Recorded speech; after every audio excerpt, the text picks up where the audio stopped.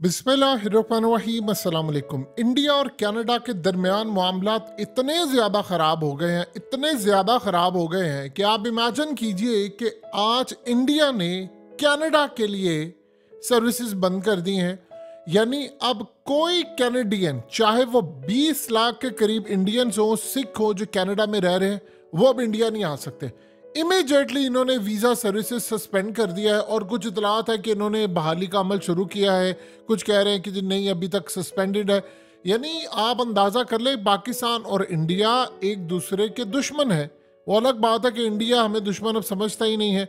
इस सारी सूरत हाल में वो समझता कि पाकिस्तान का वो लेवल ही नहीं है, लेकिन फिर भी कहीं ना कहीं तो हम दुश्मन है। तो पाकिस्तान की सर्विसेज उनके साथ जारी है, लेकिन इंडिया ने कनाडा के लिए सर्विसेज बंद कर दी हैं। हुआ यह है कि इस वक्त इंडिया ने एक और बड़ा कारनामा अंजाम दिया है, और वो कारनामा ये है कि इंडिया का एक यानी उसकी इंटेलिजेंस एजेंसी और इंडिया को जो सबसे ज़्यादा मतलूब लोगों में एक शख्स था, उसका नाम था सुखदूल सिंह, इसको कनाडा के अंदर मार दिया गया है। और मारा किसने है? लॉरेंस बिश्नोई ने। लॉरेंस बिश्नोई कहाँ पर है? इंडिया की तिहाड़ जेल के अंदर है। कमाल देखिए जरा, लॉरेंस बिश्नोई इंडिया की तिहाड़ जेल में है और वो वहां से बैठकर जिम्मेदारी कबूल करता है कि मैंने सुखदूल सिंह को मार दिया है, जो कनाडा के अंदर है। एक और सिख इन्होंने मार दिया है। अभी आप ये देखिए, हरदीप सिंह का मामला निज्जर का कंप्लीट नहीं हुआ, वहां पर पूरी सूरत हाल खराब है और एक और सिख उन्होंने मार दिया है। और लॉरेंस बिश्नोई वही शख्स है जिसने सिद्धू मूसेवाले को मारा था। सिद्धू मूसेवाला वो शख्स है जो इंडिया की इंटेलिजेंस एजेंसियां, मोदी, बीजेपी और इन सब की पॉलिसीज के खिलाफ था। अब आप जरा अंदाजा करें, वो फेसबुक के ऊपर जिम्मेदारी भी कबूल करता है। वो इंडिया की जेल में बैठा हुआ है और फेसबुक पर वो जिम्मेदारी कबूल करता है कि भाई मैंने सुखदूल सिंह को मार दिया है, जो इंडिया के लिए। यानी आप अंदाजा कीजिए, एक तरफ इंडिया की इंटेलिजेंस एजेंसियां कहती हैं जी लॉरेंस बिश्नोई तो दहशतगर्द है, हमने उसको जेल में रखे। वो दहशतगर्द नहीं है, वो एसेट है इंडिया का, वो इंडियन इंटेलिजेंस एजेंसियों का एसेट है। आप सोचिए जरा, वो जेल में बैठकर वहीं पर फेसबुक पोस्ट करता है। अब देखिए, अगर इनसे कोई पूछे कि भाई वो फेसबुक किस तरह चला रहा है जेल में बैठ के, तो कहेंगे जी नहीं, उसका तो कोई और बंदा चला रहा है, और वो वहां पर बैठकर जिम्मेदारी कबूल करता है। भाई आप एक बात बताइए, पाकिस्तान के अकाउंट तो आप सस्पेंड करवा देते हैं, विद हेल्ड करवा देते हैं इंडिया के साथ, तो आप अभी तक कोई फेसबुक लॉरेंस बिश्नोई का और ये तमाम का क्यों नहीं अभी तक बंद करवा सके? असल कहानी ये है कि अगर बंद करवा दिया तो जिम्मेदारी फिर किस जगह से जाकर कबूल की जाएगी। इसीलिए लॉरेंस बिश्नोई इंडिया का बहुत बड़ा एसेट है, जिसने सिद्धू मूसेवाले को मारा था। और सिद्धू मूसेवाले के बाद अब वो चुन चुन कर जो लोग इंडिया को मतलूब है उनका कनाडा के अंदर सफाया कर रहा है। आप देखिए, कनाडा ने इस वक्त कहा है कि वो अपने अमले को निकाल रहे हैं इंडिया से और लिमिटेड प्रेजेंस कर दी है। यानी वो अपना अमला निकाल कर रह रहे हैं। और इतनी तलखियां बढ़ गई हैं, तलखियां इतनी बढ़ गई हैं कि बरतानिया तो खड़ा हो गया, ऑस्ट्रेलिया भी खड़ा हो गया इंडिया के खिलाफ। उन्होंने कहा कि इन्वेस्टिगेशन करें, ये जो हरदीप सिंह निज्जर है इसको कत्ल किया वो इंडिया की इंटेलिजेंस एजेंसियों ने किया है, और उसमें उन्होंने कहा है कि इसकी तहकीकात होगी। सोचिए जरा, ऑस्ट्रेलिया, अमेरिका, कनाडा और यूके, ये वो ममालिक हैं जो इंडिया के साथ खड़े हुए थे, उसके एलाई हैं। समझिए जरा, वो एलाई हैं, वो सारे के सारे इंडिया के खिलाफ इस वक्त खड़े हो गए।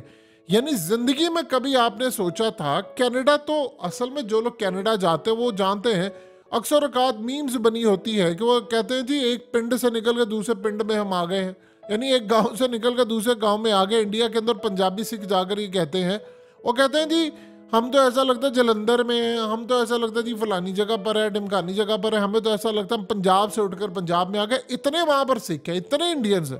तो आप सोचिए जरा कि 20 लाख इंडियंस वहां पर है, इसका मतलब है कि वो अब इंडिया नहीं जा सकते, वो कनाडा के अंदर है, तो उनको वीजा नहीं मिलेगा। उनका पैसा अगर इंडिया के अंदर रोक दिया गया तो आप सोचिए अरबों डॉलर्स के रेमिटेंस तो खत्म हो जाएंगे। अब असल बात अब आपको समझ आना शुरू हो गई है, जो हकीकत टीवी ने आपको कही थी, ये कोई आपको बता नहीं रहा। कहानी ये है कि अब इन सब ने इंडिया को ब्लैकमेल करना है और वो कर रहे हैं, और इंडिया को इन्होंने छोड़ना नहीं है, क्योंकि उसने रूस के मामले के ऊपर जो G20 में कर दिया है।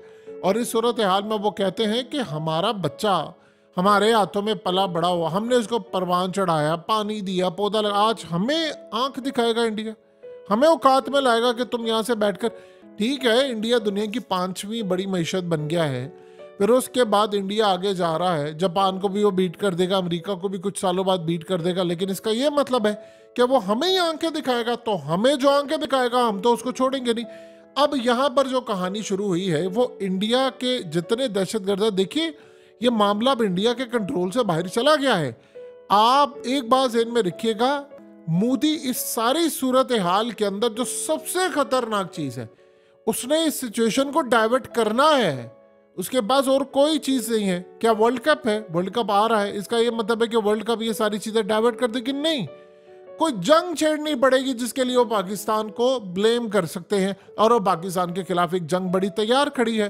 अब आप सोचिए जरा कि धड़ाधड़ कनाडा के अंदर जो आप किसी भी सरजमीन के ऊपर जाकर इंटेलिजेंस एजेंसियां मारेंगी तो यही सूरत हाल होगी। ये काम असल में जो सूरत हाल है सारी दुनिया के अंदर चल रहा होता है। इंटेलिजेंस से कोई कीनिया के अंदर मार रहा है, कोई नेपाल के अंदर मार रहा है, कोई हांगकांग के अंदर कोई कार्रवाई कर देता है, एक दफा मलेशिया के अंदर नॉर्थ कोरिया ने कार्रवाई कर दी थी। तो ये इंटेलिजेंस एजेंसी और स्टैब्लिशमेंट का काम होता है कि वो अपने मुखालिफ जो भी बंदा होता है वहां से लोकल से मरवा देते।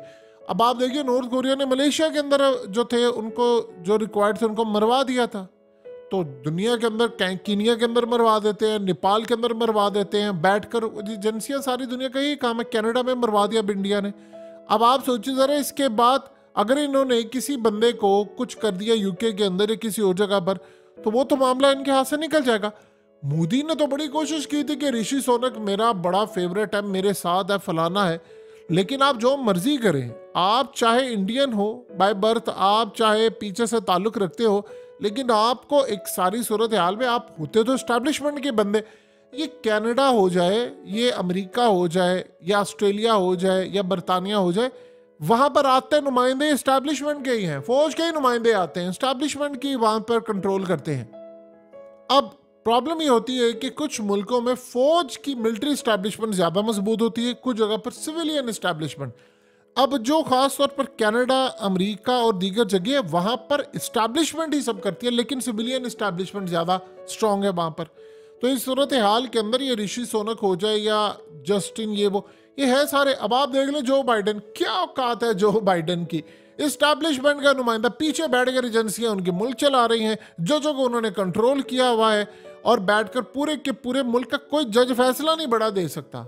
लेकिन निचली सतह पर लोगों को इंसाफ मिल रहा होता है, लेकिन बड़ी सतह पर जजों के फैसले होते हैं। आप देख ले ट्रंप के खिलाफ अमेरिका की फौज ने और अमेरिका की इंटेलिजेंस एजेंसियों ने जाली हमला करवाया 6 जनवरी का, और उसमें ट्रंप को डाल दिया, फिर तोशाखाना में उसको फंसा दिया, फिर उस पर गद्दारी के केस डाल दिए। तो करवाने वाली उनकी फौज थी, सारी करवाने वाली अमेरिका की इंटेलिजेंस एजेंसियां थी, जाली बंदे उन्होंने किए, इंक्वायरी पूरी उसकी होने नहीं थी। अब आप अंदाजा कीजिए, इंक्वायरी से पहले वो ट्रंप को जेल में डालना चाह रहे। तो ये सारे स्टैब्लिशमेंट का जो काम था कि भाई मोदी को फ्रेम इसलिए करना है क्योंकि वो हमारी औकात अब हमें दिखाना शुरू हो गया है। जिस तरह आप देखिए G20 के अंदर आकर उन्होंने काम किया, अब आहिस्ता आहिस्ता आप ये देखिए कि बड़े पैमाने पर यानी मोदी हर हद पार करना शुरू हो गया। आप जरा अंदाजा कीजिए जरा, ओ जी मैंने कनाडा के अंदर बंदे मार देने हैं, मैं किसी को नहीं पूछूंगा। वो ये समझ रहा था कि पाकिस्तान है, कि हम पाकिस्तान के अंदर हमला करके आएंगे तो पाकिस्तान की औकात नहीं है, वो तो बोलता नहीं है हमारे आगे। वो असल में उसने समझा हुआ कि ये पाकिस्तान है, हम करते रहेंगे, पाकिस्तान बोलेगा नहीं, और फिर हम पाकिस्तान को कहेंगे तुम एशिया कप के लिए भी तैयार हो तो वो हो जाएगा। आप अंदाजा कर लें कि ऐसे कभी जिंदगी के अंदर होता है किसी जगह पर कि आप इस सारी सूरत हाल में, वो तो पाकिस्तान ही है ना कि हम लेट जाते हैं, हम बोलते नहीं, हम चुप कर जाते हैं। आप अंदाजा कीजिए जरा, हमारे यहाँ पर चाइनीज इंजीनियर मारे गए टीटीपी के थ्रू, और पीछे इंडिया का हाथ था, हमने कितना इंडिया को कह लिया। तो ये जो सारी कहानी है, इस बात को आप जरा अच्छी तरह समझ लें कि इंडिया के मामला जो है वो कनाडा के साथ बड़े आखिर हद तक खराब हो गया। कभी उन्होंने सोचा नहीं था कि एक लेवल आ जाएगा कि 20 लाख के करीब इंडियंस रहते हैं। ये इसी तरह है, किसी मुल्क में 20 लाख पाकिस्तानी रहते हो और आप कहते हैं जी वो सारा मुल्क आ नहीं सकता, तो पाकिस्तानी भी नहीं आएंगे। यानी इंडिया को ये बात समझ ही नहीं आ पा रही कि हमने करना क्या है, कि अब वो असल में वो जवाब तो दे रहे हैं, इसमें कोई दो राय नहीं कि इंडिया जवाब दे रहा है। आप उसकी डिटाई देखिए, पहले बंदा मारते हैं, फिर उसके बाद कहते हैं कि हम जवाब दे रहे हैं, हम फलाना कर रहे हैं। अब इस सारी सूरत हाल के अंदर सिखों का जो लावा फूटेगा, उनको प्रॉब्लम ये है इंडिया को कि इसके बाद ये खालिस्तान की मूवमेंट के पीछे ये सारे खड़े हो जाएंगे।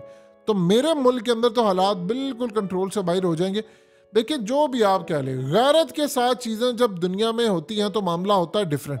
मोदी ने पाकिस्तान में इतने सिख मरवाए, इतने मुसलमानों को मारा, इतना कुछ किया, हम उसका एक बाल भी बाका नहीं कर सके। हम उसको कोई वो बल्कि उल्टा हमें दहशतगर्द साबित करता है, हमें कहता है कि यार तुम लोग दहशतगर्द हो। और कनाडा के अंदर आपने एक बंदा मारा, अगलों ने आपको पकड़ लिया, चाहे वो आपको फ्रेम ही करना हो कुछ भी, लेकिन अगले खड़े तो हो गए ना। तो हमारे यहाँ पर सूरत हाल क्या है? हमारे यहाँ पर मुकम्मल तौर पर एक अलग सूरत हाल है। अब यकीन कीजिए कि अगर इस टाइम के ऊपर पाकिस्तान ज़रा सी भी मजबूत मैशत होती, जो हम इंडिया का मुकाबला नहीं कर सकते। इंडिया को असल में इशू ये आ गया है कि वो चांद पर लैंड कर रहे हैं, उनके यहाँ मोबाइल फ़ोन्स बनना शुरू हो गए, उनकी मैशत बहुत आगे जा रही है, वो हर लिहाज से आगे जा रहे हैं। तो उनको ये लगता है कि हम अमेरिका को भी नहीं छोड़ेंगे, क्योंकि पिछले काफ़ी 1-1.5 साल से अमेरिका देख रहा था। देखिए जिन ममालिक ने रशिया और यूक्रेन की जंग में रशिया का साथ दिया, उन ममालिक में उन्होंने हुक्मरानों को हटा दिया है, तख्ते उलट दिए, उनकी मैशत का जनाजा निकाल दिए। किसी जगह पर पार्लियामेंट में नो वोट कॉन्फिडेंस आ जाता है, या किसी जगह के ऊपर वहाँ श्रीलंका वाली सूरत हाल पैदा हो जाती है, किसी जगह पर क्या है। तो इन्होंने सारे काम किया। उन्होंने देखा यार मोदी हमारे मामलात में हमारे खिलाफ जा रहा है और हमें आंखें दिखा रहा है, तो इसको तो फ्रेम करना पड़ेगा। तब तो उन्होंने एक काम किया है, वरना जहां जहां उनका दा लगा था उन्होंने उन ममालिक में तख्ते उलट दिए हैं हुकूमतों के। और किसी जगह पर उन्होंने किसी को कुछ कह दिया, किसी का खत लिख दिया, किसी जगह मैशत खराब कर दी है। तो मोदी को तो अब उन्होंने नहीं छोड़ना, तो यही काम अब वो कर रहे हैं।